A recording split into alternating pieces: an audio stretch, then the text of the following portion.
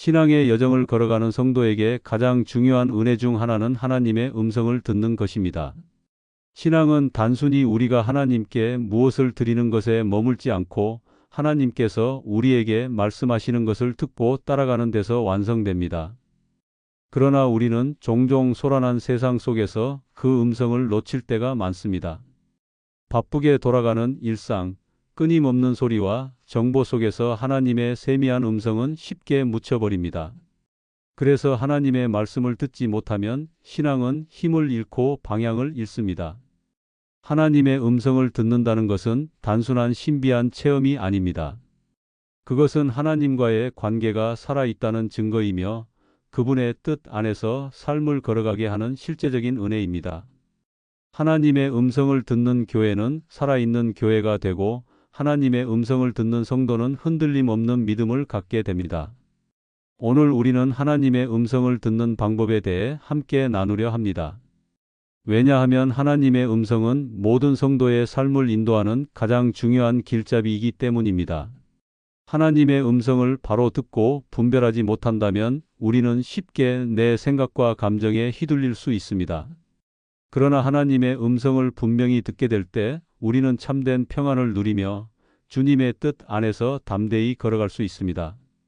이 말씀은 우리 모두가 다시금 하나님 앞에서 귀 기울이는 법을 배우고 그분의 음성 속에서 살아가도록 돕기 위해 필요합니다. 하나님께서 여전히 말씀하시는 분이시고 오늘도 우리 각자에게 들려주시는 그 음성을 분별하는 것은 신앙의 본질이기 때문입니다. 이제 우리는 말씀을 통해 하나님의 음성을 어떻게 들을 수 있는지 배우고 그 길 위에서 새로운 결단을 세워야 합니다. 하나님의 음성을 듣기 위해서는 먼저 침묵할 줄 알아야 합니다. 하나님의 음성을 듣는 길은 화려하거나 복잡하지 않습니다. 가장 기본적이면서도 중요한 시작은 침묵입니다. 우리는 말이 많고 생각이 많습니다. 마음은 늘 분주하고 세상은 끊임없이 소음을 만들어냅니다. 그러나 하나님께서 말씀하시는 방식은 언제나 큰 소리로 외치는 것이 아니라 세미한 음성으로 다가옵니다. 열왕기상 19장에서 엘리야는 바람과 지진과 불 가운데서 하나님을 찾았지만 하나님은 그 가운데 계시지 않았습니다. 오히려 아주 작은 세미한 소리를 통해 하나님께서 나타나셨습니다. 이 말씀은 우리에게 분명히 보여줍니다. 하나님의 음성은 요란한 외침이 아니라 조용히 임하는 은혜라는 사실입니다. 그러므로 우리가 먼저 배워야 할 것은 침묵하는 법입니다. 침묵은 단순히 말을 하지 않는 상태가 아닙니다. 마음의 소란을 멈추는 것을 의미합니다. 우리가 겉으로는 조용히 있을지라도 마음이 수많은 생각으로 가득 차 있다면 여전히 하나님의 음성을 듣기 어렵습니다. 반대로 삶이 분주해도 마음이 고요하다면 그 순간에도 주님의 음성을 들을 수 있습니다. 그러므로 침묵은 내 안의 욕망과 불안을 내려놓고 하나님께만 시선을 고정하는 내적 태도입니다. 이 침묵의 자리에 들어갈 때 비로소 하나님의 말씀이 마음 깊은 곳에 울려 퍼집니다. 예화로 수도원에 들어간 한 청년의 이야기를 떠올려 봅니다. 그는 늘 하나님께서 왜 자신에게 말씀하지 않으시는지 답답해했습니다. 그러나 수도원의 노수도승은 그에게 이렇게 말했습니다. 하나님은 늘 말씀하시지만 내 귀가 너무 시끄럽다. 청년은 며칠간 아무 말도 하지 않고 오직 조용히 성경을 묵상하며 시간을 보냈습니다. 처음에는 답답했지만 시간이 지나면서 마음이 고요해지고 이전에 보지 못했던 말씀이 눈에 들어오기 시작했습니다. 결국 그는 깨달았습니다. 하나님의 음성이 없는 것이 아니라 내가 듣지 못했던 것이었다는 사실을요. 이 이야기는 우리에게 큰 교훈을 줍니다. 침묵은 하나님의 음성을 듣기 위한 전제 조건입니다. 우리의 기도 생활을 돌아보면 대부분의 시간은 내가 하나님께 말을 하는데 사용됩니다. 나의 필요와 소원을 아뢰고 나의 고민을 쏟아내는 데 집중합니다. 물론 그것도 귀한 시간입니다. 그러나 기도에는 말하는 시간만큼 듣는 시간이 필요합니다. 우리는 하나님께 말씀드린 후에 잠시 침묵하며 그분의 응답을 기다려야 합니다. 침묵은 낭비가 아니라 하나님께 귀를 기울이는 영적 훈련입니다. 이 과정을 통해 성령께서 마음에 감동을 주시고 평강으로 응답해 주십니다. 침묵은 또한 겸손의 표현이기도 합니다. 말이 많다는 것은 내 생각과 주장이 많다는 의미입니다. 그러나 하나님 앞에서 침묵할 때 나는 주님의 뜻을 먼저 듣겠다는 태도를 보여드리는 것입니다. 이것이 참된 겸손입니다. 시편 기자는 여호와 앞에서 잠잠하고 참고 기다리라고 고백했습니다. 이는 하나님께서 주권자이심을 인정하는 태도이며 그분의 말씀을 최우선으로 두는 신앙의 자세입니다. 현대 사회는 끊임없이 말하고 표현하라고 요구합니다. 그러나 하나님의 사람은 다르게 살아야 합니다. 때로는 말하지 않고 침묵함으로써 더 많은 것을 들을 수 있습니다. 세상은 큰 소리에 귀 기울이지만 하나님은 작은 고백과 조용한 마음을 통해 말씀하십니다. 우리는 분주한 삶 속에서 잠시 걸음을 멈추고 마음을 고요히 해야 합니다. 그때 비로소 주님의 세미한 음성이 들려옵니다. 환경과 사건 속에 하나님이 숨겨놓은 메시지가 있습니다. 하나님은 말씀을 통해 우리에게 직접적으로 음성을 들려주시기도 하지만 우리의 일상 속 환경과 사건을 통해서도 말씀하십니다. 우리는 때때로 하나님의 음성을 특별한 체험이나 초자연적인 현상에서만 기대합니다. 그러나 성경은 하나님이 우리의 삶 가운데 구체적인 상황과 사건을 사용하여 뜻을 드러내신다는 사실을 분명히 보여줍니다. 모세가 광야에서 불타는 떨기나무를 만났을 때 그것은 단순한 자연 현상이 아니었습니다. 하나님께서 그 순간을 통해 모세를 부르신 것이었습니다. 야곱이 야복 강가에서 씨름했던 사건 역시 그의 인생의 중요한 전환점이 되었습니다. 이처럼 하나님은 우리가 살아가는 매일의 자리에 메시지를 숨겨 놓으시고 그 속에서 우리를 부르십니다. 환경과 사건 속에서 하나님의 음성을 듣는다는 것은 모든 일에 의미를 부여하라는 뜻은 아닙니다. 그러나 믿음의 눈으로 바라보면 하나님은 우연처럼 보이는 일조차 사용하셔서 우리에게 말씀하실 수 있습니다. 우리가 뜻하지 않게 경험하는 만남, 예상치 못한 막힘과 열림, 기쁨과 아픔의 순간들은 단순한 사건이 아니라 하나님의 인도하심일 수 있습니다. 중요한 것은 그 안에서 하나님의 뜻을 분별하려는 태도입니다. 성경은 모든 일을 합력하여 선을 이루시는 하나님을 증거합니다. 그렇다면 우리의 모든 삶의 자리는 하나님의 말씀을 만날 수 있는 가능성이 있는 자리입니다. 예화를 들어보겠습니다. 어느 성도가 평생 한 직장에서 성실히 일했지만 갑작스럽게 구조조정으로 회사를 떠나게 되었습니다. 그는 처음에는 낙심하고 하나님을 원망했습니다.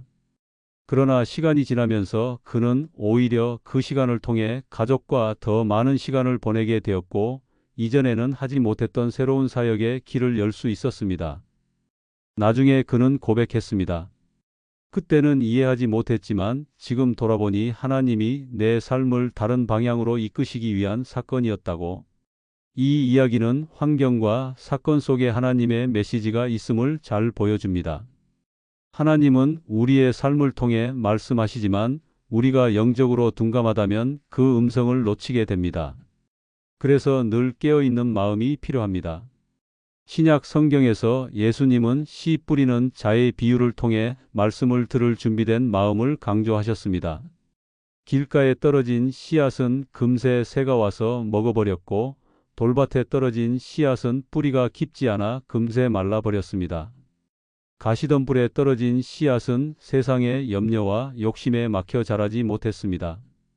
그러나 좋은 땅에 떨어진 씨앗은 많은 열매를 맺었습니다.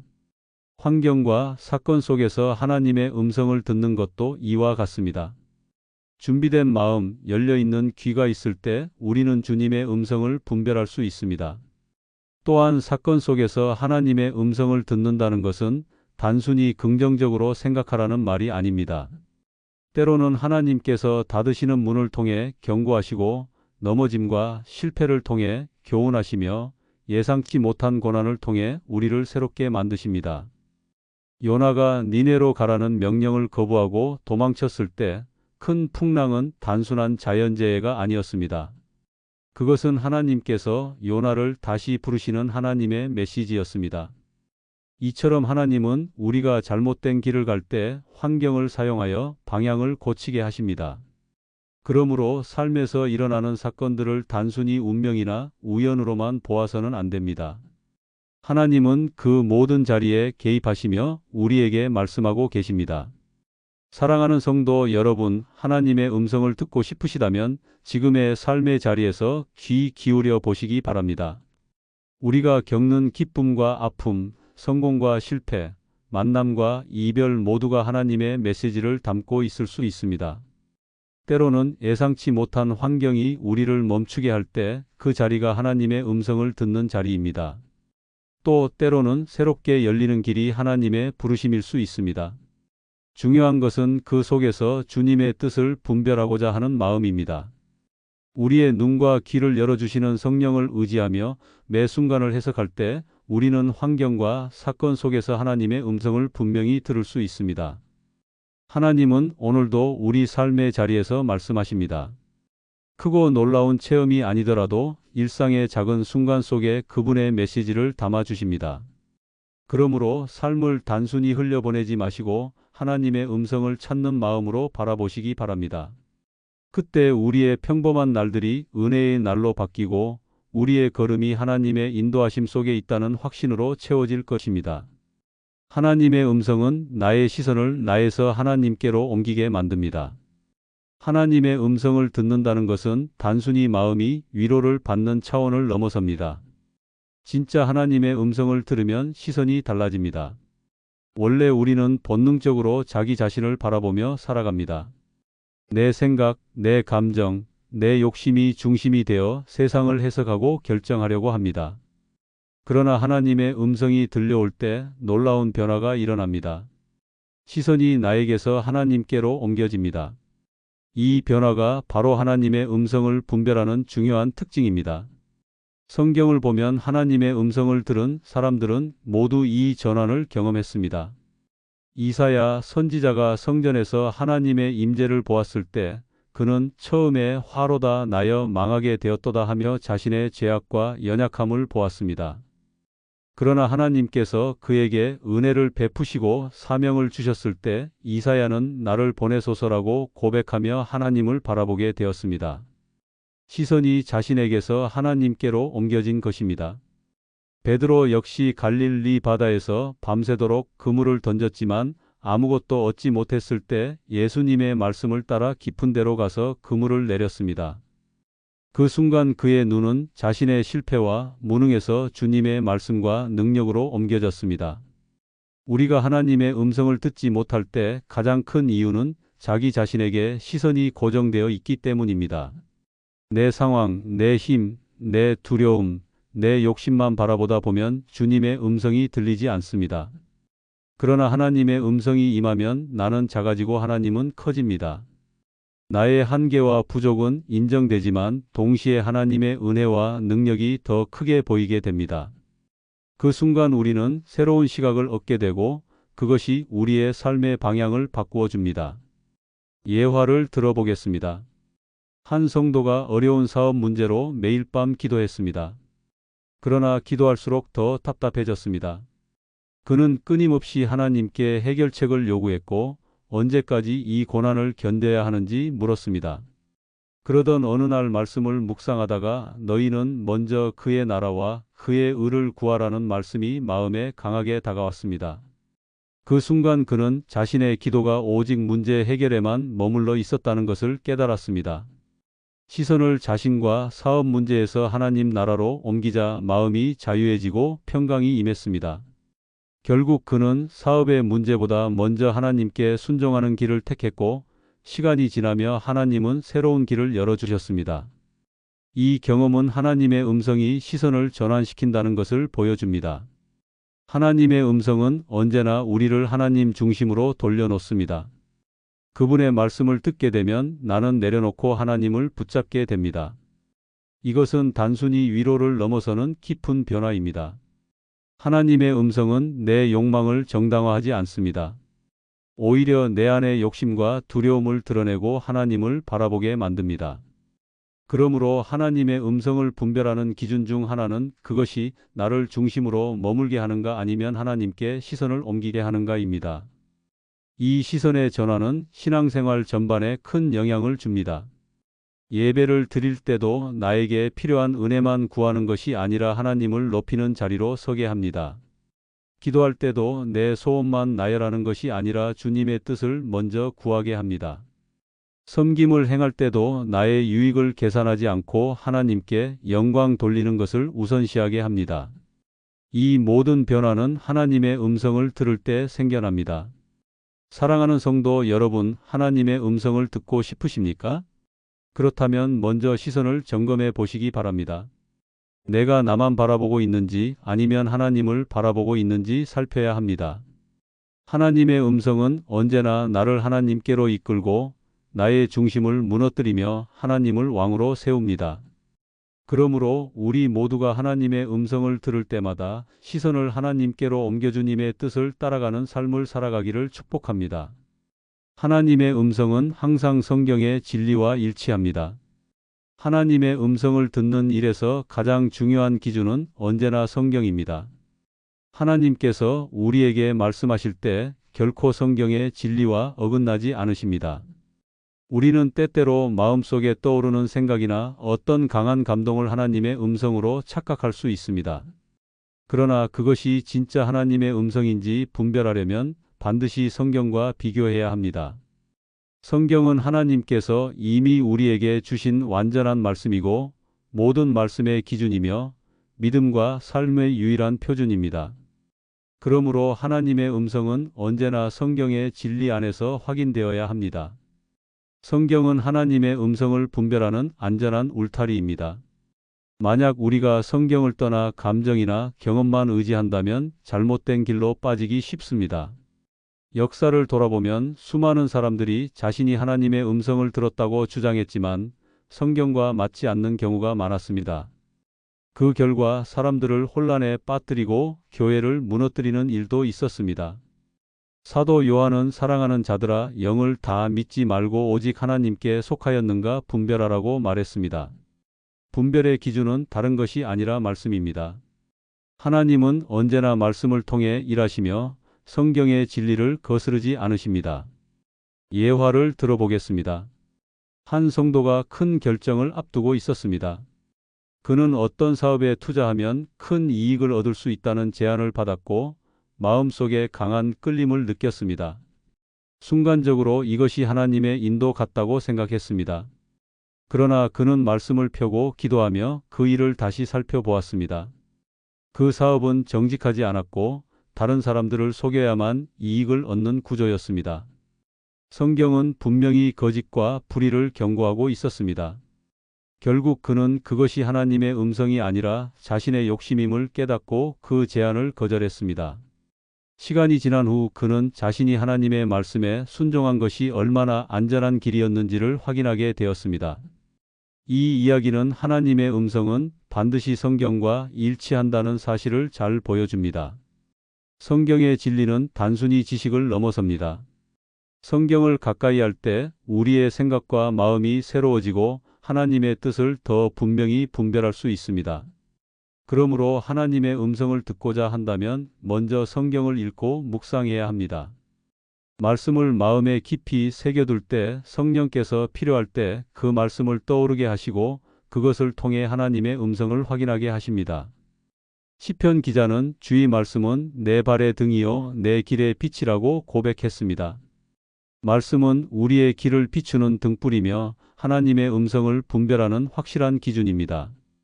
또한 하나님의 음성은 결코 우리를 성경의 가르침과 반대되는 방향으로 이끌지 않습니다. 하나님의 음성이라고 하면서 미움이나 분열, 탐욕이나 죄악을 정당화한다면 그것은 결코 하나님께서 주시는 음성이 아닙니다. 하나님의 음성은 언제나 거룩함으로 이끌고 사랑과 진리로 인도하며 하나님의 뜻을 더 선명히 드러냅니다. 그래서 하나님의 음성을 분별하려면 반드시 성경의 말씀과 비교해 보아야 합니다. 사랑하는 성도 여러분, 우리는 모두 하나님의 음성을 듣기를 원합니다. 그러나 그 음성을 바르게 듣기 위해서는 언제나 말씀을 붙들어야 합니다. 성경과 맞는 음성은 진짜 하나님의 음성이지만 성경을 거스르는 음성은 결코 하나님께서 주신 것이 아닙니다. 그러므로 말씀을 가까이 하고 말씀을 기준 삼아 모든 것을 분별하시기 바랍니다. 그럴 때 우리는 흔들림 없는 신앙을 지킬 수 있고 하나님의 뜻 안에서 담대히 걸어갈 수 있습니다. 하나님의 음성은 언제나 성경의 진리와 일치하며 말씀 안에서 확인될 때 우리 삶에 참된 평강과 확신을 주게 될 것입니다. 사랑하는 성도 여러분, 하나님의 음성을 듣는다는 것은 단순한 신앙적 호기심이나 특별한 체험에 머무르는 것이 아닙니다. 그것은 살아계신 하나님과 인격적인 관계를 맺으며 날마다 그분의 뜻 안에 거하는 삶입니다. 하나님은 지금도 우리에게 말씀하시기를 원하십니다. 문제는 하나님이 침묵하시는 것이 아니라 우리가 귀를 열지 못하는 데 있습니다. 우리가 하나님의 음성을 듣는 삶을 살아간다면 신앙은 더 이상 형식이 되지 않습니다. 예배는 습관이 아니라 생명력이 되고 기도는 요청의 시간이 아니라 교제의 시간이 되며 우리의 일상은 그분의 인도하심을 따라가는 은혜의 여정이 됩니다. 하나님의 음성을 듣는 순간 삶의 방향이 달라지고 내 발걸음은 더 이상 내 뜻이 아니라 하나님의 뜻을 따라가게 됩니다. 그러므로 우리의 신앙이 다시 살아나고 교회가 새 힘을 얻는 길은 하나님의 음성에 귀 기울이는 데 있습니다. 세상의 소리가 아무리 요란해도 그 안에서 주님의 세미한 음성을 붙잡을 때 우리는 흔들리지 않을 수 있습니다. 그리고 그 음성을 따라 살아갈 때 하나님은 우리의 삶을 통해 영광을 받으시고 우리에게 평강과 확신을 허락하십니다. 이제 우리의 마음을 다시 열어 하나님 앞에 이렇게 고백해야 합니다. 주님, 제 귀를 열어 주님의 음성을 듣게 하시고 제 걸음을 주님의 뜻에 맞추게 하소서. 이 고백이 우리의 삶 전체가 되어 하나님과 동행하는 복된 길을 걸어가시기를 간절히 축복합니다.